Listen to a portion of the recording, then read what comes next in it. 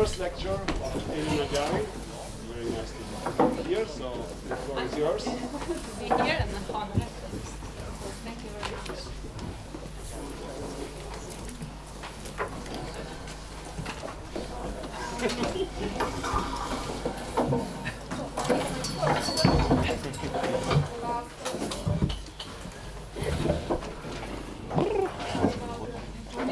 Oui, je vois, mais de mon côté, parce que moi aussi les tasses ont tendance à voler. Un endroit très dangereux.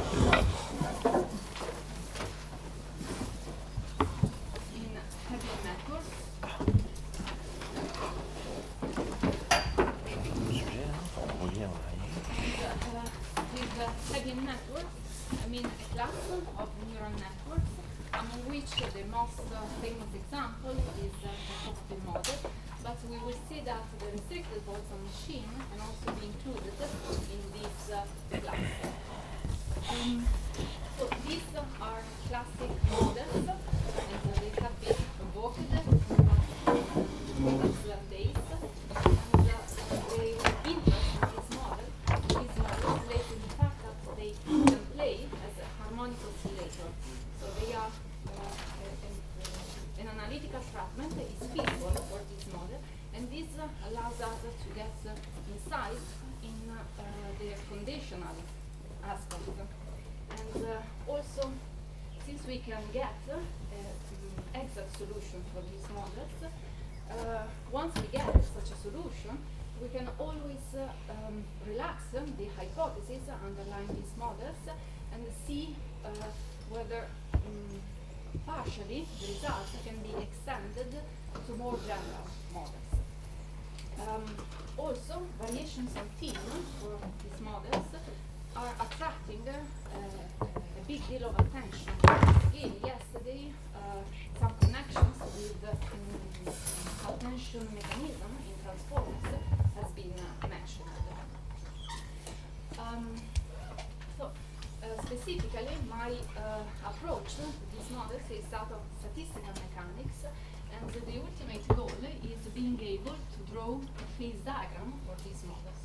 So this implies that we first need to figure out which are, if any, the control parameters for these models. These might be related, for instance, to the architecture.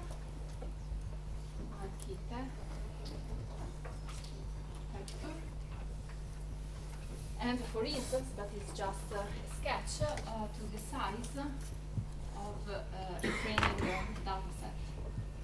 And we would like to see whether by tuning these control parameters, we can trigger a change, a qualitative change in the behaviors of such a models, and maybe to figure out the existence of different regimes where the machine can work properly for the task it has been designed for, or it might work so and so, or it doesn't work. And the good point in having such a knowledge is that this knowledge is available in advance, a priori. So we don't need any lengthy trial and error procedure, because we know, again, a priori, that if our setup falls here, then it's better to give up. There's no point in training the machine. Better to invest your efforts in moving your setup in such a way that you fall in the region where you know you can anticipate that the machine will work correctly. So this is the ultimate goal for this analysis. Again, the goal is not to test a state-of-the-art algorithm, but to reach the mathematical control on this class of systems. And the outline for this course is an introduction to these Hebbian networks. And I will start from the very scratch. This is the advantage of having 6 lectures.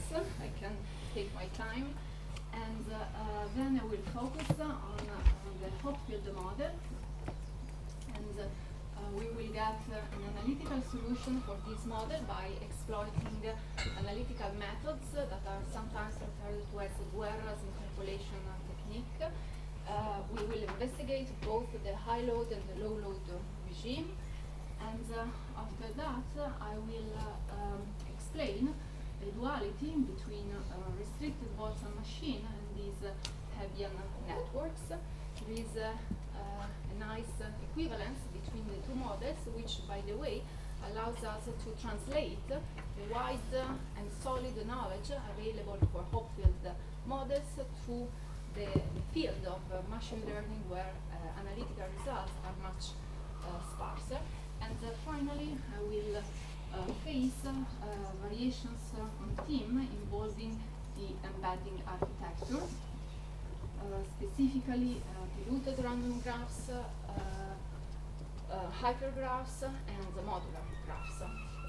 So this is the plan, and as I expect that your background may be a bit heterogeneous, I will give not too much for granted, and I will try, if possible, to give several explanations or arguments to support given results. If I get too pedestrian, just stop me. Okay, so I will start. As I said, I will start from scratch, and therefore from the McCulloch and Pitts neurons. This is a basic model for neurons introduced by McCulloch, a neurophysiologist, and Pitts, a logician, in the 40s. And this model was meant to provide a description of the threshold mechanism underlying the functioning of a biological brain.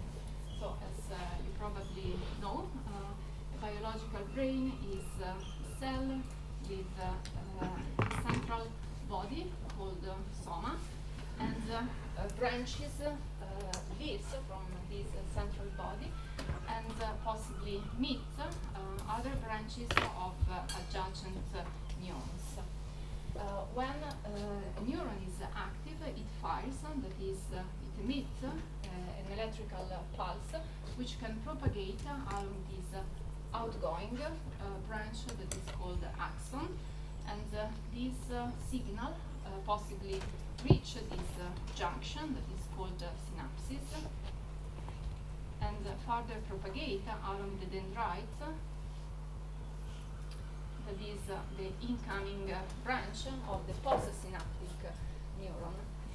And so if the signal that reach a given neuron is large enough, then the neuron will fire in turn. And to represent this behavior, they introduce this schematic neuron. That is, this is the neuron we are looking at, and these are the neighboring neurons. We associate to each neuron a variable x1, x2, and so on, xn, which represent the state of the neighboring neuron. So xi is in 0, 1, for I ranging from 1 to n. Xi equal to 0 means that the neuron labeled as I is quiescent, otherwise it is active. And these are connected to our neuron, which in turn will have a state y, which is again in 0, 1. And connections between neurons are associated to a weight, J1, J2, and so on, Jn, which effectively represent the efficiency of the connection between two neurons. So we have that Ji is a scalar, and the field that the signal that reach the neuron under study can be written as the sum over I ranging from 1 to n of Ji xi. And so y is just the Heaviside function of u minus u star, where u star is another scalar which is also called firing threshold. So if overall the signal stemming from the neighboring neurons is larger than this threshold, our neuron will fire. Otherwise, it will remain quiescent. Maybe you have recognized that this structure is the same of the structure of a perceptron. Okay? The only difference is that here the weights associated to links are static. There is no learning rule up to update these weights. But precisely as for the perceptron, this simple neuron presents some flaws, some limitations. And the limitation is that with this kind of object, we can reconstruct just a very tiny class of operations. That is, in general, we can introduce an operation from 0, 1 to n to 0, 1. But with this kind of object, if we properly set weights, we cannot reconstruct any possible operation of this kind. Okay? Only those that are linearly separable. You probably already know that. Correct? Okay. Just to see if you follow me, can you tell me how many of these operations you can, how many of these operations exist? So how many of operations that take an input in 0, 1 and give us output 0, 1? 2 to the n. 2 to the n. 2 to the n? 2 to the times 2 to Okay, correct. 2 to the n is just the number of possible inputs, in fact. And then we have this number of possible matching between inputs and outputs. Okay, so as I said, there is a limitation in this simple model, but this can be overcome. How? Well, by simply engaging a number of neurons and letting them interact. So, if we take an assembly of neurons, we short circuit them, all of them, and we design properly the weights associated to their links, then we can realize any possible operation of this kind. So now we have x1, x2, x3, x4, x5. And now as I can still be obtained according to this rule, so we have that ui, now the field is neuron dependent, is equal to sum over k ranging from 1 to n of jki x k, and xi shall be the Heaviside function of ui minus ui star. But as you can see, as I update the state of one neuron, this will imply a revision in the field acting on the other neurons. Therefore, I have to update again the other neurons. So in other words, this short circuit among neurons triggers a dynamic process so that it is suitable to introduce a counter, a time, in this way. Okay, so this is the neuronal dynamics that I introduced for this kind of system. But again, this is still rather simple, both from a biological perspective and from a computational perspective. Biologically, it is too simple because we are neglecting, of course, a lot of phenomena that are taking place here. For instance, we are neglecting the fact that synaptic efficiency can vary with time, or also the firing threshold can vary with time, and as well we are assuming that the spikes from the neighboring spins are perfectly synchronized when reaching the neuron under attention. From a computational perspective as well, we see that it is useful to introduce a stochastic quantification here that I model in this way, where t is a scalar, positive 1 and possibly equal to 0, and the zit is a random variable that I draw from a measure that I denote in this way, tz. In particular, I can choose this measure in such a way that the random variable z has expectation 0, and its variance is equal to 1. As for the expectation equal to 0, this is reasonable, because if not, I can always absorb this bias into this firing threshold. And as for the variance, this can always be tuned by this t. Okay.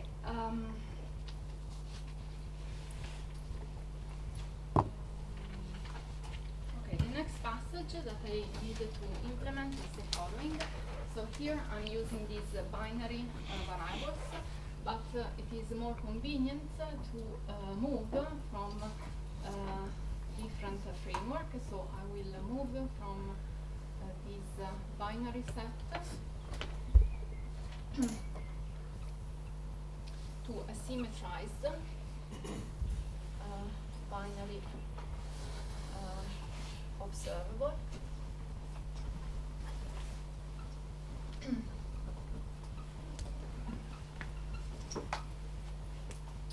And the reason is that I wanted to recover a spin system in the end, so that I can enjoy a great variety of methods and concepts from statistical mechanics.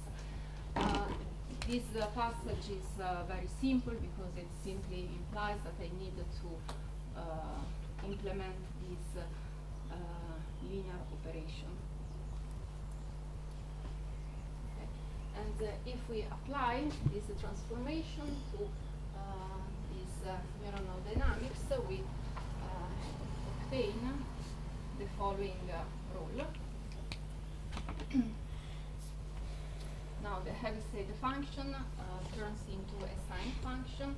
Then we have a phi t plus t z I t, where this phi t is a shorthand notation for phi sigma at time t, and this is just given by sum over k of jki sigma I sigma k t plus hi, where hi is minus 2 ui star plus sum of k jki. And this expression highlights this contribution that can be interpreted as an internal field acting on the neuron I, and this which can be interpreted as an external field. External because it doesn't depend on the neuronal configuration, but it is just given by this expression. So could you write Okay. Should I rewrite this? just the index, the indices of xi, is it Pardon? The last line? like for xi and sigma I and From here? what's to say Okay. Let's write it.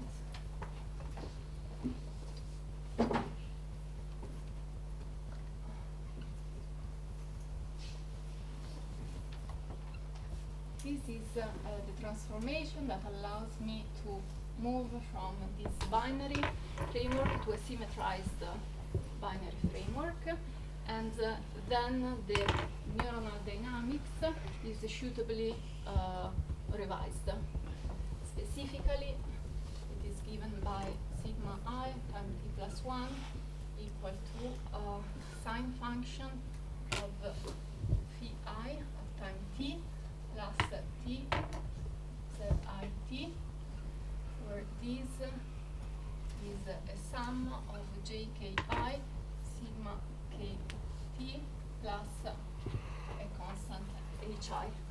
I will interpret this as an internal field and this as an external field, as we usually do in these statistical scheme models. Okay. So again, you see that when t is equal to 0, you have a deterministic dynamics such that as long as phi time t is larger than 0, then sigma I at time t plus 1 is plus 1, and vice versa. While when t goes to infinity, the opposite extreme, as long as the median of z is 0, then sigma I at time t is a Rademacher random variable. And let me give this definition, which will be useful in the following.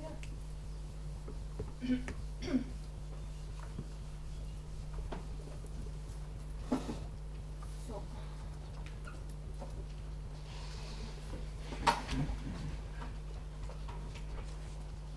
definition. So, we say that random variable x is drawn from a Rademacher distribution parameterized by p, as long as the probability for x to take value plus 1 is equal to 1 minus the probability for x to be equal to minus 1, and this is equal to 1 plus p divided by 2. This is actually a generalization of the Rademacher distribution, which should be uniform. So p is the parameter of this distribution and basically represents the expected value of the random variable. Sorry, what is this? The median. The median. Okay. Okay, now let us start making some hypotheses on the measure for z, this stochastic variable. And the hypothesis that I will first do is that this measure is symmetric. If this is the case, I can introduce the cumulative distribution as integral from minus infinity to z of c z u du. So here the notation is this subscript is a capital Z, that is the name of the stochastic variable, and this italic Z is the value taken by this random variable. This is the cumulative distribution, and if the measure is symmetric, there is a very compact way of writing the probability for sigma I at time t plus 1 takes value 1. And this is just this cumulative distribution evaluated in phi t divided by t. I don't know if you see it straightforwardly, otherwise we can do it explicitly. It's just one line calculation.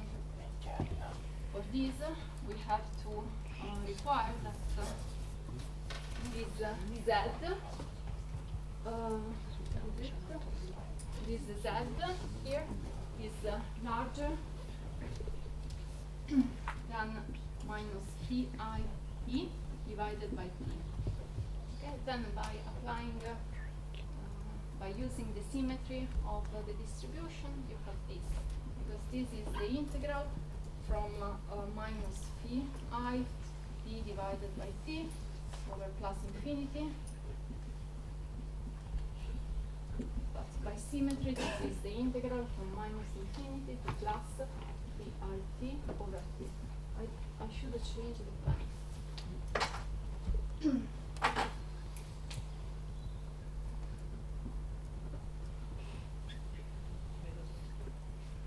Can you see? Thanks. And so, which is the probability for the neuron to take a value minus 1. simply change the sign stroke.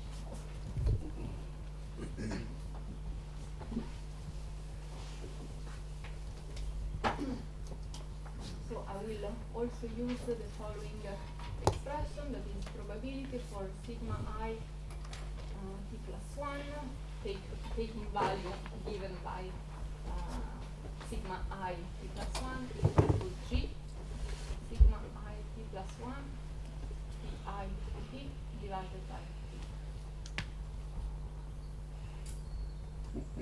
So now I make a further hypothesis on this distribution P, and I choose an expression for it.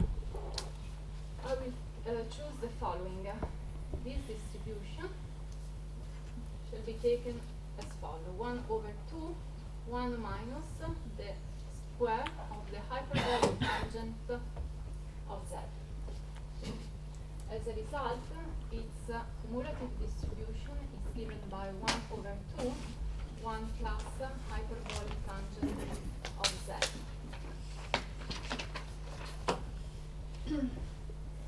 Maybe you might find this quite an exotic choice, but in fact it is not too exotic.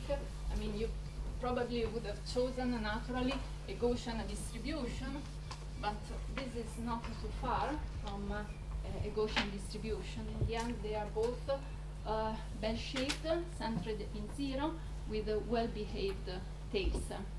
In fact, if you compare this with the error function expression stemming from the Gaussian distribution, you wouldn't find too much difference, just on the extreme sides. But they are very close apart. So this should be our choice, and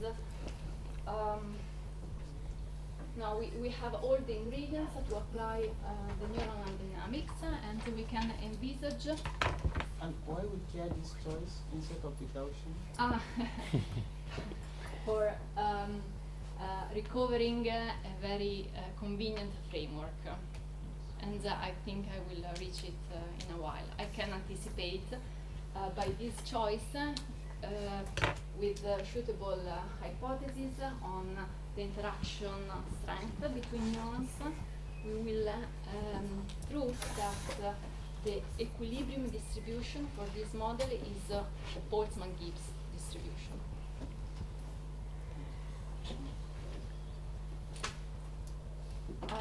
So we have all the ingredients to apply the neuronal dynamics. So just a few clarifications. What is the split of P there? In the second line? Second line here. Yes. Here I'm making some hypotheses. No, above, I think. She was asking above. Here? Yes.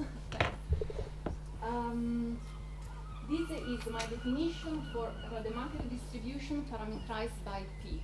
Also, P is a number. P is a parameter for this distribution, and between 0 when and I 1. say that X is drawn from this Rademacher distribution, I'm claiming that the probability for this random variable to take value 1 is equal to 1 minus the probability for x to take value minus 1, so just these two cases are possible, and this is equal to 1 plus p divided by 2. And what is the sigma z there? Or it's not sigma, I don't know. No. It's like something is symmetry, which is a distribution. I think it's Easy. This is Italian. Okay. Sorry. And this P means density function. okay. Density function for the random variable named z, I evaluated in Curl P. and the Mat G, curl P. And Backslash the mat curl P. G is the cumulative distribution related to this density function. Ouais, c'est ça. Heureusement qu'il est écrit en latex, je pense qu'elle Oh. pourrait Latex au tout tableau. taper So en latex again, au tableau. don't get confused with all these Elle fait ses Z. calculs en As latex I said, direct. the capital Z is the name of the random variable, and this italics Z is the value taken by the random variable. So this cumulative distribution is just the integral from minus infinity to the value where this cumulative distribution is evaluated. Okay, and the next two lines are the result of this definition. Comme sequence Is, of hypothesis. these two lines express the probability for observing the state of the neuron I at time t plus 1 equal to plus or minus 1. And this is a compact expression to write this, which exploits this definition and this property. Okay, thank you. Thank you. Sorry for being too fast. All the updates are done in parallel. This was what I was going to state. So I was saying now we have all the ingredients to apply these dynamics, and we can envisage mainly two ways to apply it. That is a sequential way or asynchronous, which works in the following way. Select, for instance, randomly, a neuron I to be updated, and then set its state according to this probability.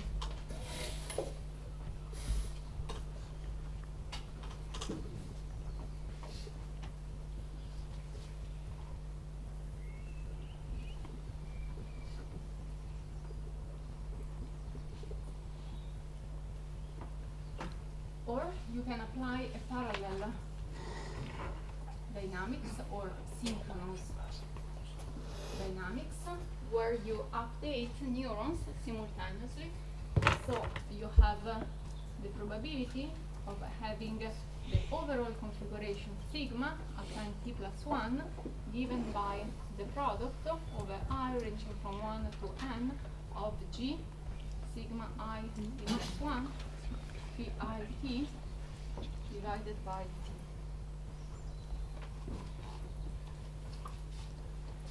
In the following, I will mainly refer to this one, to the sequential dynamics.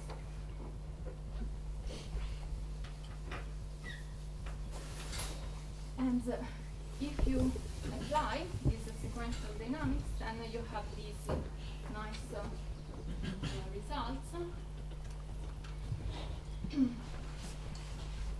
Proposition.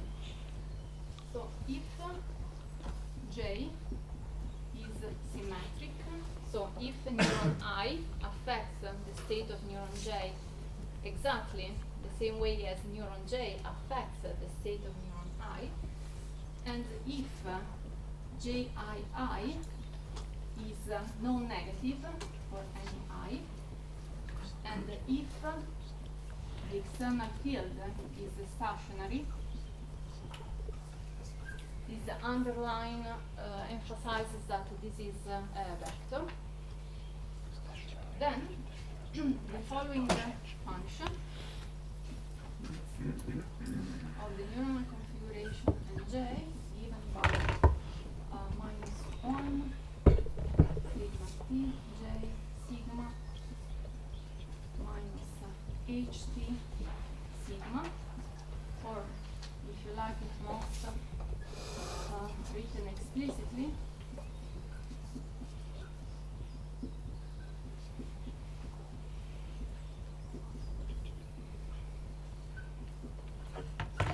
okay, so if these conditions are met, this function turns out to be a Lyapunov function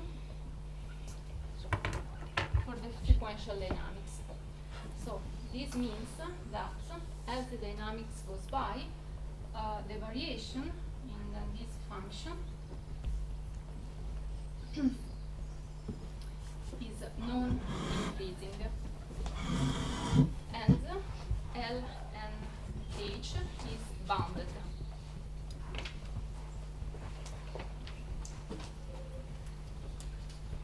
from below.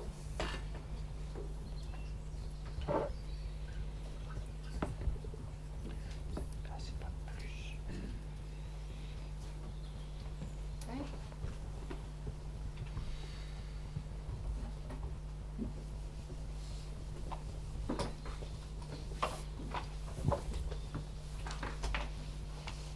You can find a proof of these theorems in the book by Kuhn and Solich. I think this is from 2005.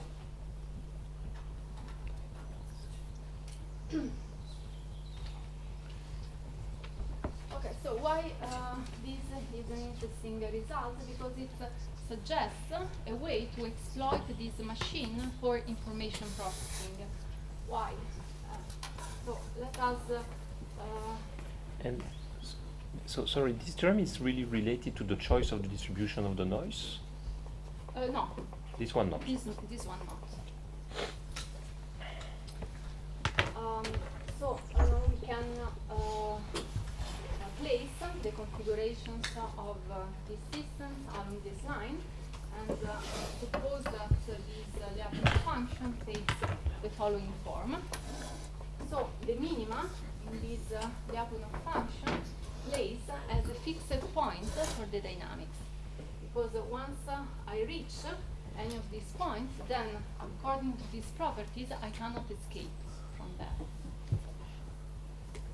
Okay, so minima correspond to fixed points for the dynamics. And I can exploit it for information processing in the following sense. I can interpret the initial configuration given to the machine as an input. Then this input is processed by the machine, and the related fixed point is interpreted as an output. Okay, so if I design properly this Lyapunov function in such a way that the minima are placed in the correct configurations, which I wanted to interpret as target outputs, then I have designed a properly input-output machine. But for this, as I said, we need to set properly these the entries of this matrix. Sorry, I'm surprised. Make sure I understand this. So the delta L is the change in time of this L function. Yeah. What prevents it from getting kicked out of the minimum by the temperature? Because this is the noiseless. Okay. Here I'm the noiseless.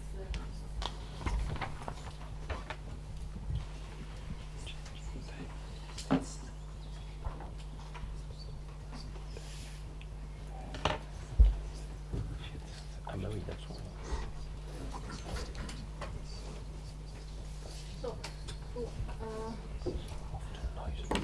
to show this in a more intuitive way, so let us collapse all configurations in these planes. Then we can spot the fixed point and label them in this way: mu1 equal to 1, mu2 equal to 2, and so on. And for each of them, we can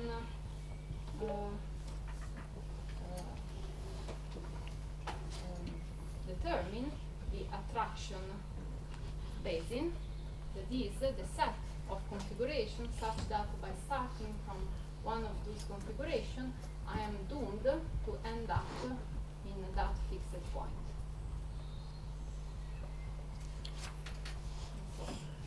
So let us denote by psi mu the configuration corresponding to the mu t fixed point.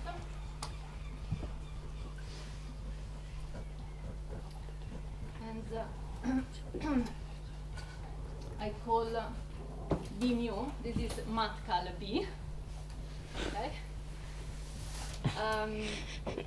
the attraction basin corresponding to the mu t fixed point. So what does it mean? The following. This is a subset of the space of configurations. Omega is -1 plus 1 to the power n. And if the initial state for this system belongs to this subset, then the related fixed point is psi mu.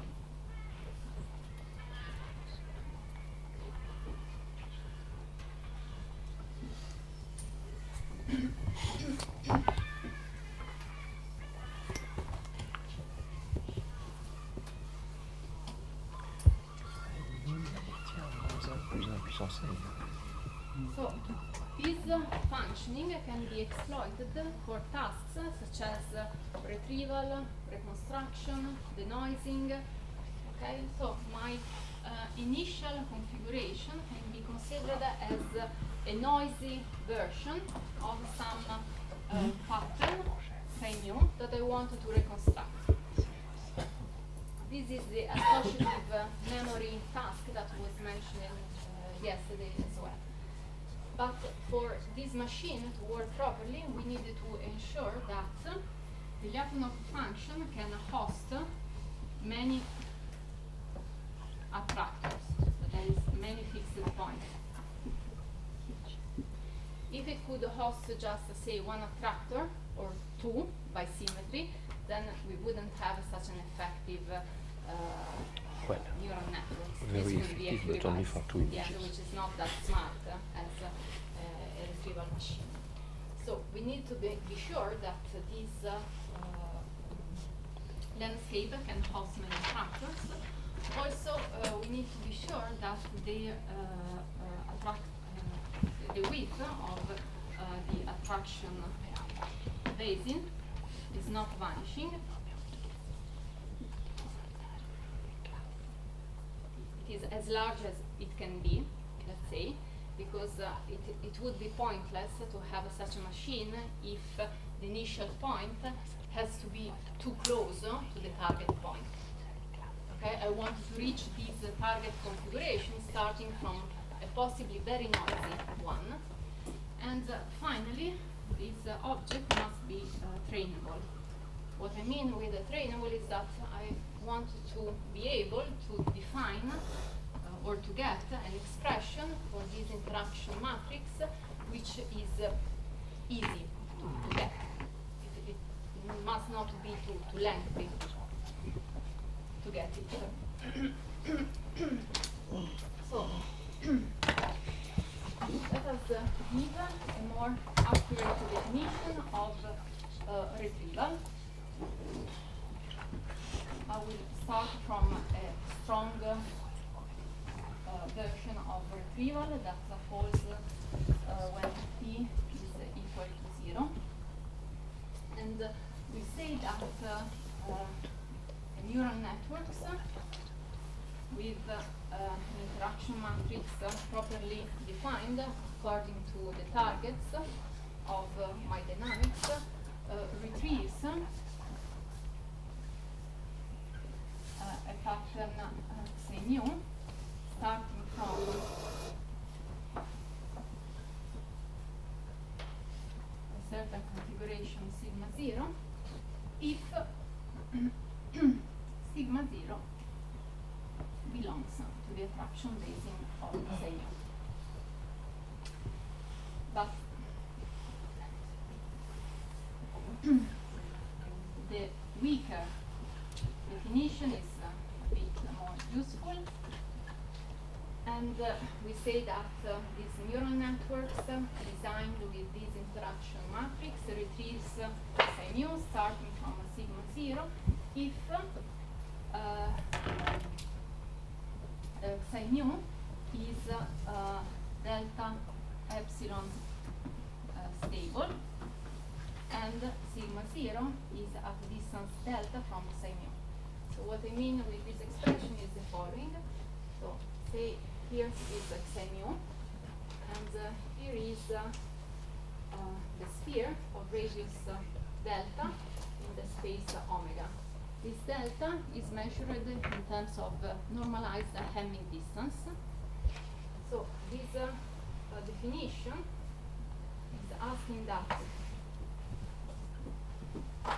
if we start somewhere here, then as the dynamics goes by, we eventually enter into this ball of radius epsilon, and there we stay. So we are not asking for a perfect retrieval, but we allow for some flows in this retrieval, so for some effects. Here, delta and epsilon are discrete, right? Because they're Hamming distances. They're Yes, delta is, you're asking for delta all the time. no, Both yes, are they're discrete. yeah, they are discrete. Yeah. Yes. Okay. This was And so since temperature is bigger than 0, is this, like, is delta computed in a sort of averaged sense? Like, Delta is the starting point of my initial configuration, and epsilon is required to be in 0 or 1 over 2 for the normalized Hamming distance. When epsilon, oh, sorry, this is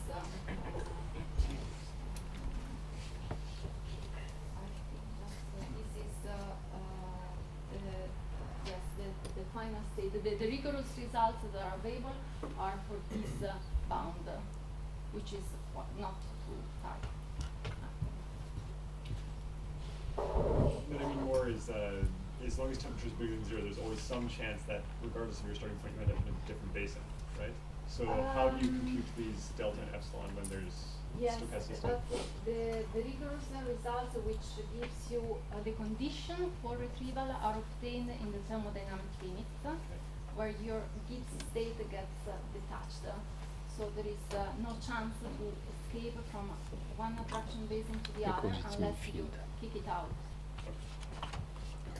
what is kicking about? You reinitialize the system, or you apply an external field pointing somewhere else. Right, on that sense, so this is independent of the temperature, which is still finite, right? How does This is a definition for retrieval. So we say that we have retrieval if this holds. sure. After that, you can look for conditions for which this retrieval can occur. And this implies condition on T, on the number of patterns that you are storing, and so on. So this is just a definition for retrieval. Then you have to check if these occur. I don't know if I replied. I think I don't really get the thermodynamic limit argument you gave. Like, what does detaching mean in the thermodynamic limit? It Later, was just later. an anticipation because of the questions, Sure, but yeah. we still are not at that point, and I will move there slowly. Talking about parallel up-to-date dynamics having the symmetric J, or you're talking about more general, including sequential dynamics? Now I'm considering a sequential dynamics for which the proposition that I wrote before applies. And also in the noise case, I will consider the sequential dynamics, for which again we can write some interesting and useful proposition.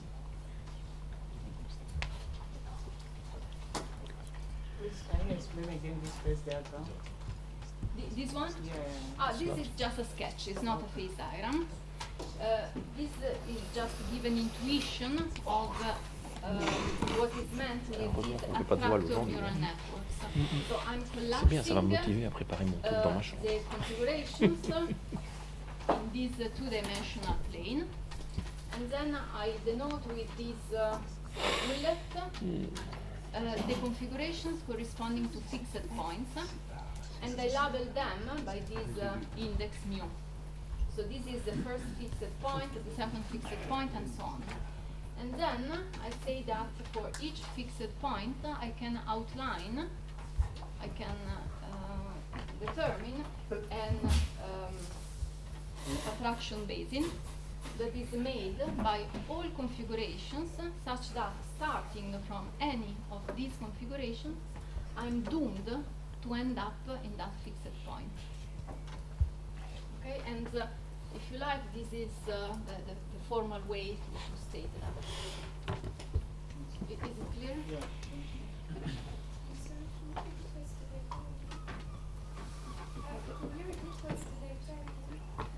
If I repeat, I couldn't. The delta. This delta, delta epsilon stable. Okay, it simply means that if I start somewhere at a certain distance delta from epsilon, from psi mu, pardon. As the dynamics goes by,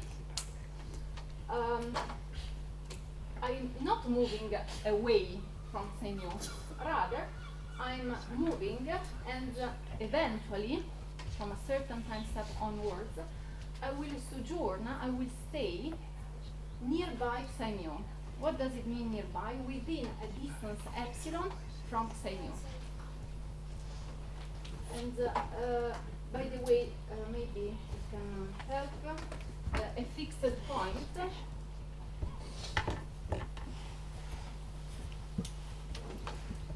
is delta zero stable.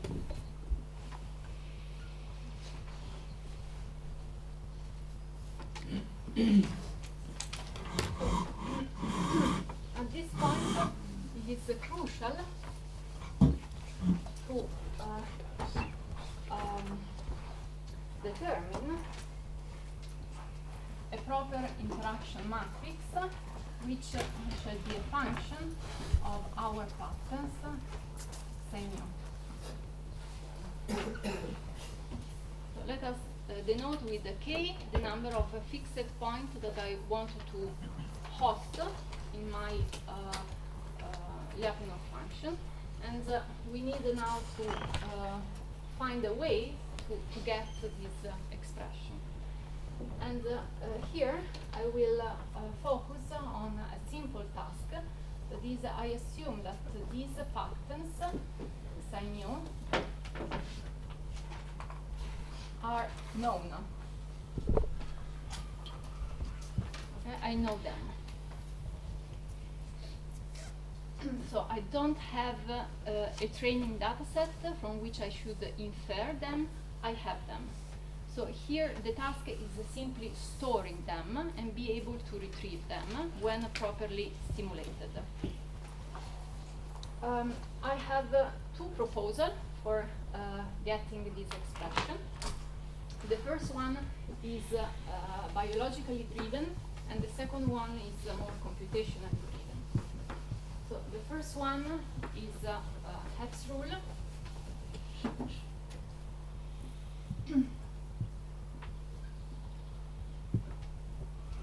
Which is based on a postulate given by Heps, who was a neurophysiologist in '49, and the work where this is explained is the organization of behavior.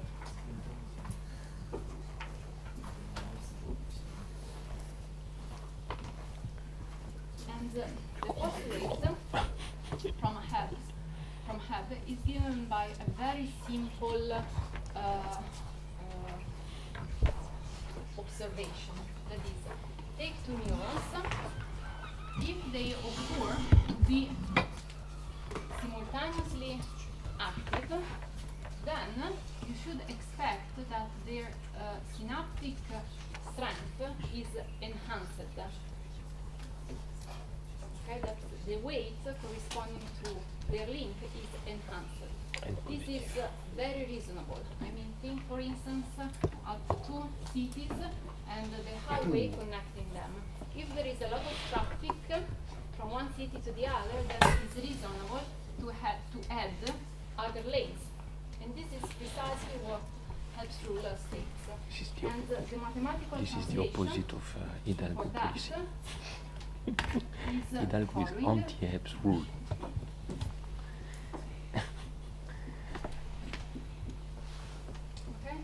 Head's rule, a mathematical translation of this very reasonable postulate.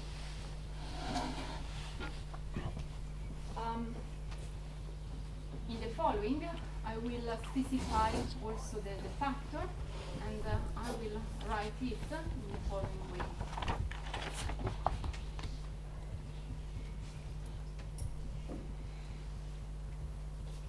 Where again n is the number of neurons and also the length of this pattern, and this factor is useful. I can anticipate it here because probably you recall that the Lyapunov function was given by sum over I and j, jij, sigma I, sigma j minus the external field. As I will interpret this Lyapunov function as an energy function, I want this to be linearly extensive in the system size, as expected from an energy function. And so this factor is the correct one, if you want to retain this linear extensive behavior. And you can look at this rule as an iterative rule in the following way. So you start at time equal to 0 from a tabula rasa.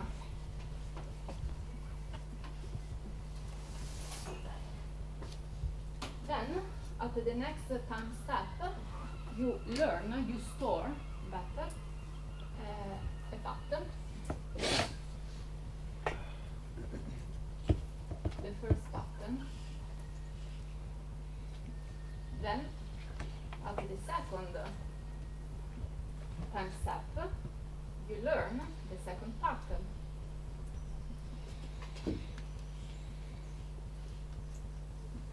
And so on and so forth.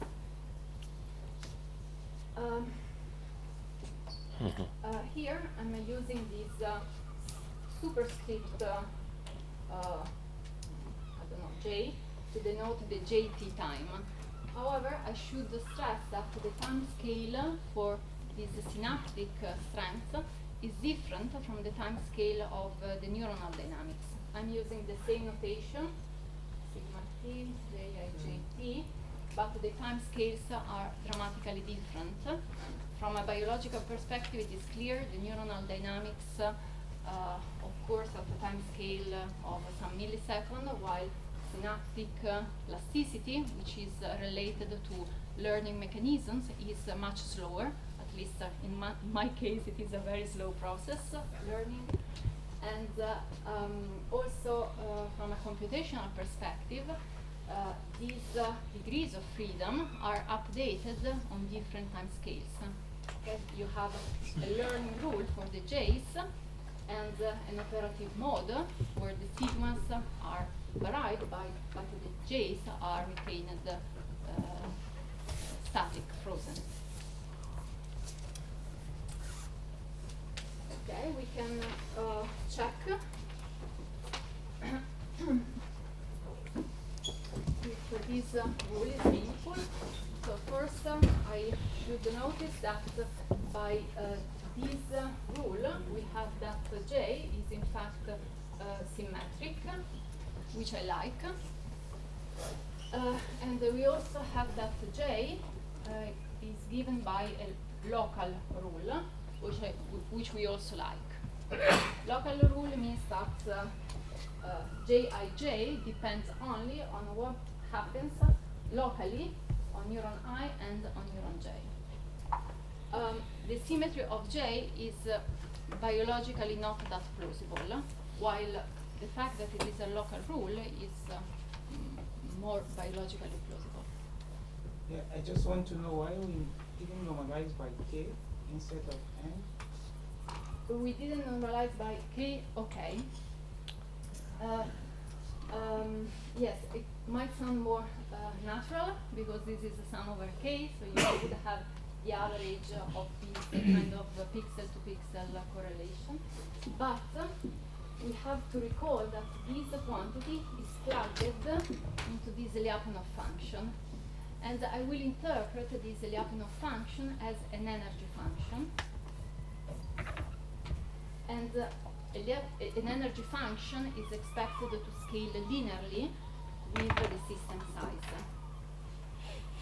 So if k were finite, for instance, and I put a k to normalize this j here, then the Lyapunov function wouldn't scale as n, but would scale as n to the power 2. And this is not physically acceptable. Okay, in order to have a well-behaved theory, we need the energy function to be linearly scaling with n, the system size. Okay, if you have a mass and you double your mass, you expect that the energy gets double. Am I convincing you? Yeah, I see the point. So ideally we can really remove it from the Jij, And put it we there. just put it in the Lyapunov function. Yes. For more. Yes. Afterwards, we will put this expression in the Lyapunov function, and well, right now actually, and but let's see that this factor is important, especially in the noisy case. In the noiseless case, I agree with you that since in the end I have to put this into the sine function, a factor 1 over n doesn't matter. But later I will give an interpretation of this Lyapunov function as an energy. And as I will also use the free energy, so I have to compare the energetic contribution to the entropic contribution, I have to properly balance them so that the comparison is meaningful. But for the moment, in this noiseless case, I agree with you that this is not too mandatory at this point. Do we have hypotheses on the pattern at this point? At this point, no. But I'm precisely inserting this hypothesis to check that Hebb's rule can work. Please repeat what you mean by local. Yes. With the local rule, I mean that the value in the entry ij depends only on I and j. Okay. So again, in a few minutes, I will present another rule that is not local. So far, one of the main hypotheses is that if you have two of the psi j that have some configuration, there is always a link. That is, it's fully connected. That's in other words. It is fully connected. Yes.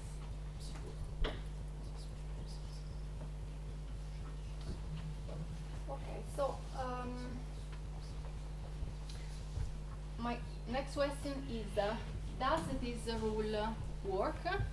And well, we have the whole course to check whether this is the case, but just to be sure that it is not too full, this rule, we can make some tests. So if k is equal to 1, then the Lyapunov function can be written as minus 1 over 2n sum over I and j, sigma I, sigma j, psi I1, psi j1. I'm neglecting the external field. It is not important at this point. Where this 2 has been inserted because I'm considering each pair twice. So this should be a sum over I smaller than j, but I'm exploiting the symmetry of the interaction strength, so I sum over I and j and put these 2 here. And probably some of you might have recognized that this is the Mattis model. Have you ever heard about this? Some of you, yes. So the Mattis model is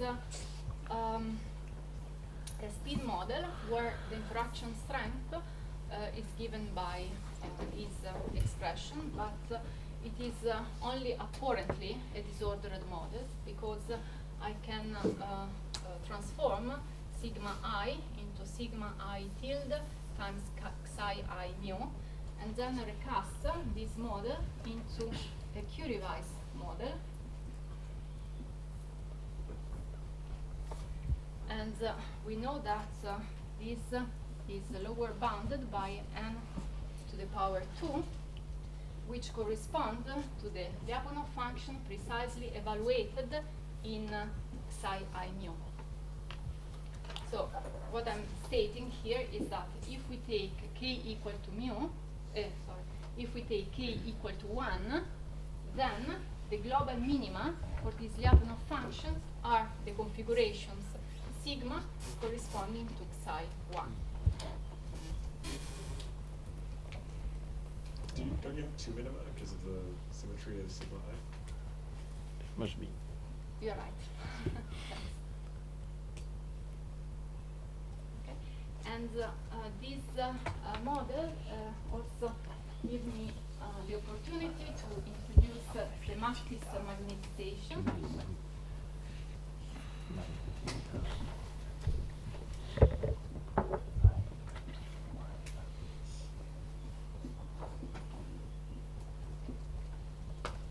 That is, we define the matrix magnetization or the matrix model as a generalization of the standard magnetization, that is 1 over n sum over I of sigma I tilde, that is 1 over n sum over I of sigma I psi I 1. I anticipate that this will play as the order parameter for the Hopfield model.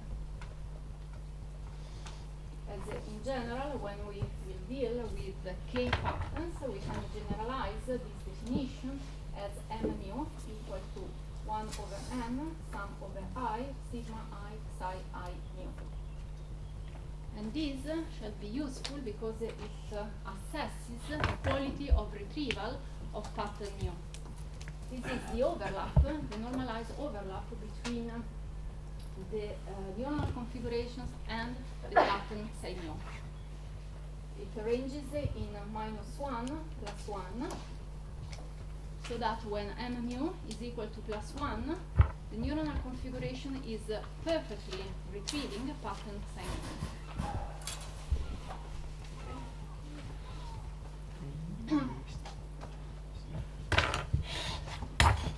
Can you repeat what you last said now with the retrieval? If I can repeat The retrieval bit. so this quantity assesses the quality of retrieval in the sense that when m mu is equal to 1, this is stating that the neuronal configuration is perfectly aligned to psi mu. So I'm perfectly retrieving a pattern psi mu. On the other hand, when m mu is equal to 0, then psi is basically perpendicular to psi mu, so they are completely uncorrelated. So this is the quantity that allows me to check whether the machine is working properly or not. So this will be crucial to build the phase diagram. Is n equal to -1 also a form of retrieval? Yes, yes, you're right. When m mu is equal to -1, this means that I'm retrieving the inverse of the pattern psi mu, and this is as well considered as a retrieval configuration, as a successful retrieval. Okay, if you think of this, to help the intuition of this psi mu as a black and white picture, okay, that you flatten to get a vector. So you're stating that you're happy to retrieve your picture or the complementary one. Yes. What is the indices subscription that I on the cassettes? Yes. Ah, yes. This is the IP entry of the mu T pattern. So again, if we think of psi mu as a black and white picture, Oh, a so it's a pattern vector. that we want to reconstruct, we can flatten it to get a vector. each entry corresponds to a pixel in the black and white picture. So this is the IP pixel of the mu t pattern, that is of the mu t fixed point. I see. So is the norm of the vector c in smaller or equal to 1, or each of the indices is smaller or equal to 1? Again, pardon? Like how is c vector normalized? You start from patterns that are already plus or minus 1. Oh, okay. But if you start from a grayscale picture, you can binarize it. For instance, you can do it with the MNIST dataset. Does the Jij constructed this way end up in one of the known random matrix ensembles? Yes, this has a Bishar-like expression, and for instance, you can apply the Marcheco-Pastur theorem and get a measure for its eigenvalue distribution. Yes, you're right. This is a very nice property that can be leveraged to get some analytical results, in fact. Well, so with the k equal to 1, it seems that it works. If we take k larger, then to get some fast intuition, we will also have to introduce another hypothesis, that is we take k larger than 1, and we introduce another hypothesis, that is psi nu is perpendicular to psi mu.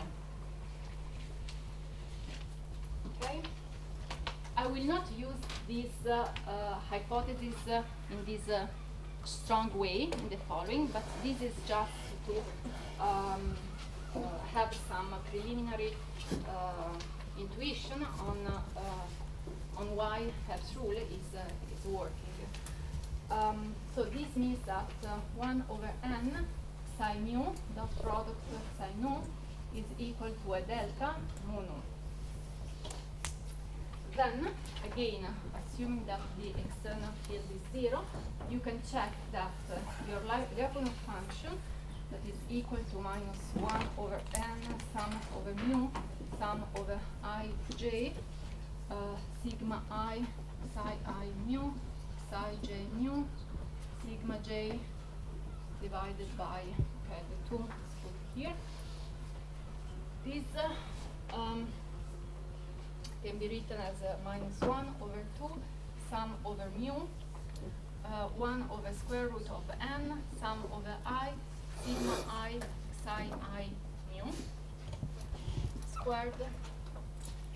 And at this point you can just use the theorem of Pythagoras and state that this is smaller than sigma squared, and therefore overall this is lower bounded by minus n over 2, which is precisely the Lyapunov function when evaluated in any of these vectors.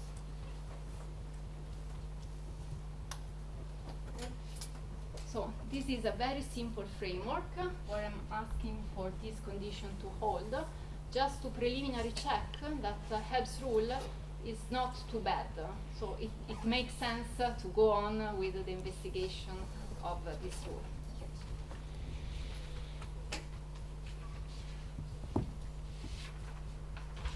Okay, and now I give you another proposal to build up this interaction matrix.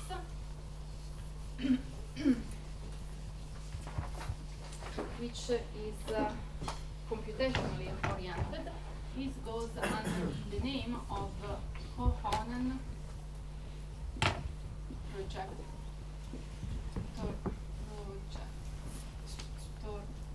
rule from the 70s. And this is based on the following requirement. We want J such that sum over J of Jij sigma psi j mu is equal to lambda psi I mu for some lambda larger than 0 and for n mu.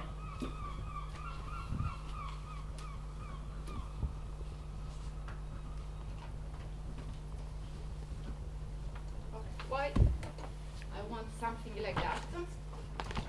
Because if this holds, then the sine function of J applied to psi mu is equal to sine of lambda psi mu, that is psi mu.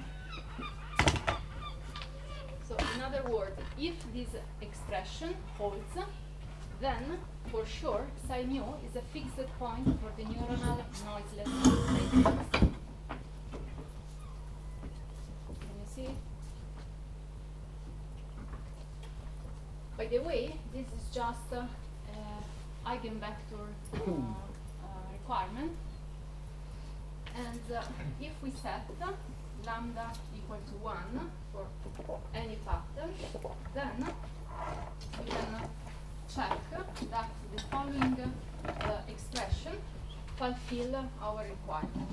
That is 1 over n sum over mu and nu psi I mu C mu nu inverse matrix psi j nu, where C is the pattern correlation matrix, that is its element nu nu is 1 over n sum over I ranging from 1 to n of psi I mu psi I nu.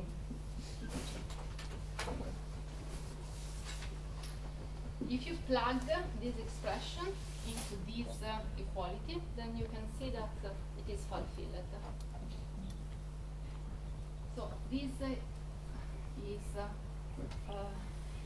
another possible choice for the interaction matrix. This is still symmetric, but it is not local. Okay, to answer the previous question, here it is clear the no locality of the rule, because this matrix takes all the indices out together. This is called projector rule, because you can also prove that this operator is idempotent.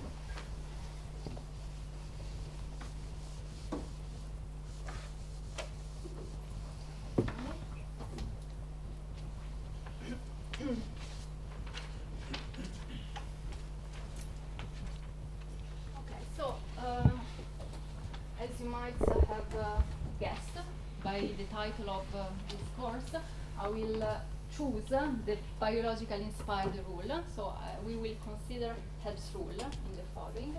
And maybe at this point it is worth also recalling that this kind of neural networks based on spin-like models have been investigated even before Hopfield seminal work in '82. In particular, I would mention the work by Amari and Nakano in the 70s, and also the work by Little still in the 70s. In these works, they were already using Hebb's rule as the interaction strength between neurons. So the novelty in a Hopfield model was the reference to disordered systems like spin glasses, which precisely in those years were blossoming. I recall that the famous solution by Parisi was in the late 70s. And I'm also happy to recall that the work by Amari was inspired by the work of Cagliari in the 60s, and Cagliari was the supervisor of Francesco Guerra in Naples, so we had a short circuit of all the course.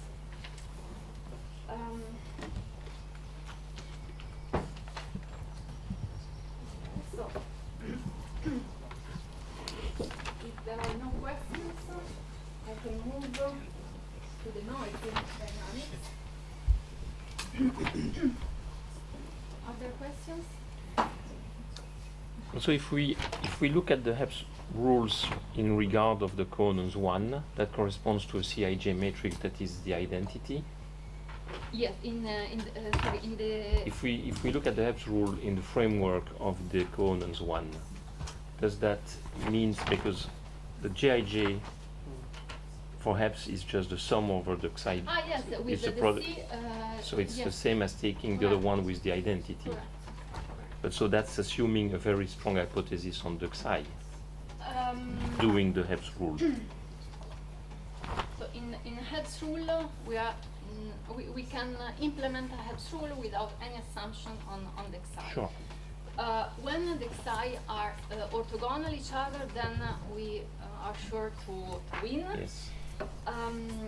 Cohen projection rule works well, and it can retrieve all the K patterns that we are storing. Of course, we have an intrinsic bound due to the invertibility of the correlation matrix, but apart from that, everything is fine. Now, how can we retrieve Hep's rule from Cohen's one, or vice versa? In the end, also Cohen's projection rule is a kind of a Hebbian matrix. Yes. You have just to orthogonalize preliminary your patterns. So if you apply, for instance, a Gram-Schmidt orthogonalization, then you use these orthogonalized patterns to build up Hep's rule. Then the result is Cohen's projection rule.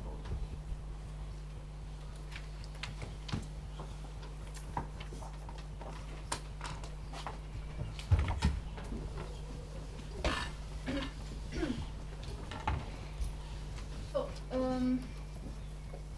in the noisy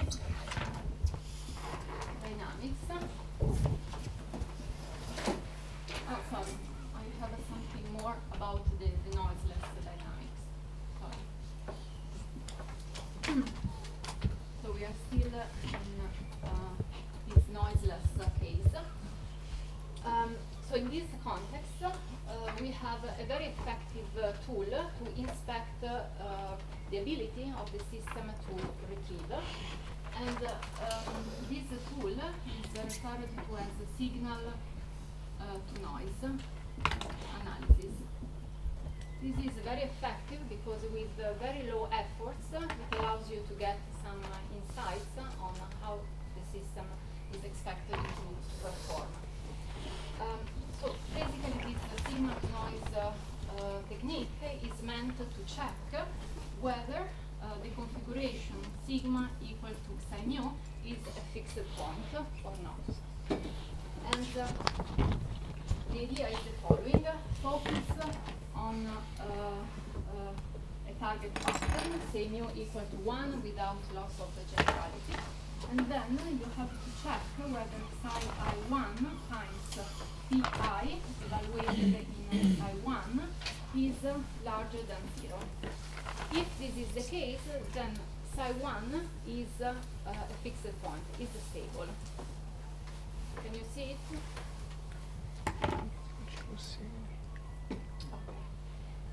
And so we take psi I1 times phi x1, and so written it explicitly, it is given by psi I1 divided by n, sum over j ranging from 1 to n. Not considering self-interactions, I will explain it later or tomorrow, but for the moment I take out self-interactions, sum over mu, psi I mu, psi j mu, psi j1. Okay, so here I've just written explicitly this product, and now I split this sum in two parts, one corresponding to mu equal to 1 and the other to mu larger than 1.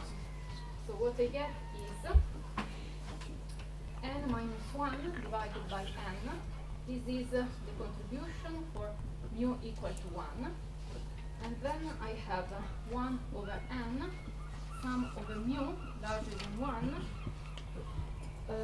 sum over j ranging from 1 to n, j different than I, psi I1, psi I mu, psi j mu, psi j1. This is the contribution for mu larger than 1. Can you see this splitting?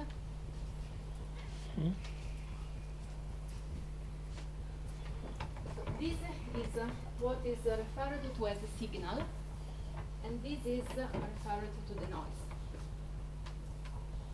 I'm not using n because it is already used, so rumor. Okay, why this is the signal? It's the signal because it corresponds to the entry in the X matrix, which tends to align the neuronal configuration towards the target pattern. So this is the signal. This is the noise because it includes all the other contributions in this sum, which generate interference, which tend to misalign the neuronal configuration with respect to the target pattern. And this is sometimes called slow noise. To distinguish it from the fast noise. It's just self-induced noise.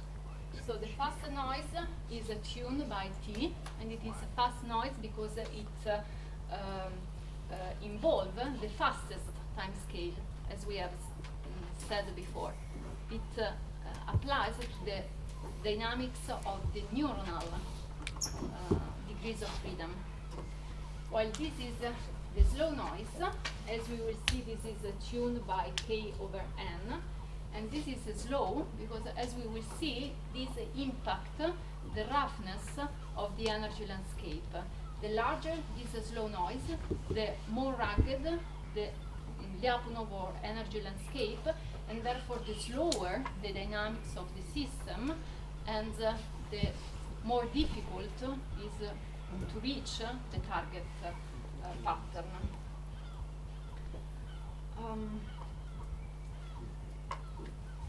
So I can stop here or go on, but maybe you're a bit tired. Okay. This body language suggesting that it's time to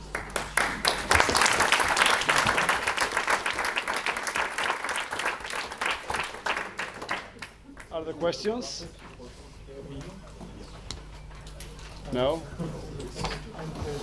Is the roughness proportional to red, or is it some if it is proportional to, no, not really to K over N, but to the square root. But I will go on from this point tomorrow.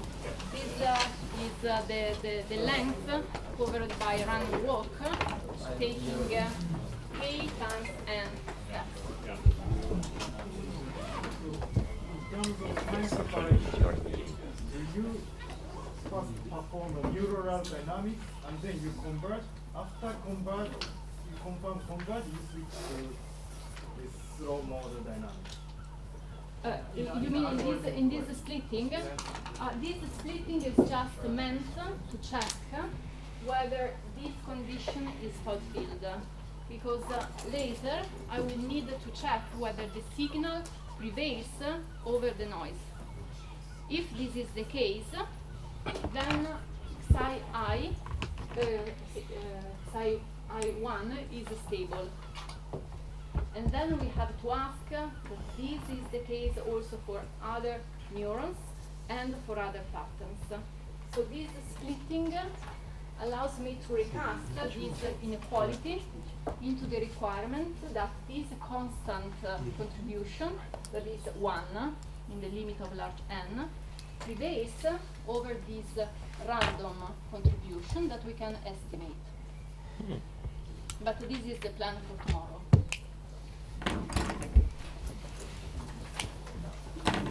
I'm not sure yet why the condition is psi 1 phi yes. Why this is a good condition for our purposes? Yes. Yes, sure. We have that sigma I is plus 1 is equal to the sine function of pi assigned t. Okay? So, if we want to check the stability of the pattern entry, we need to check that psi I1 is equal to the sine function of pi evaluated in psi 1. But as psi 1 is binary, I can always multiply both members and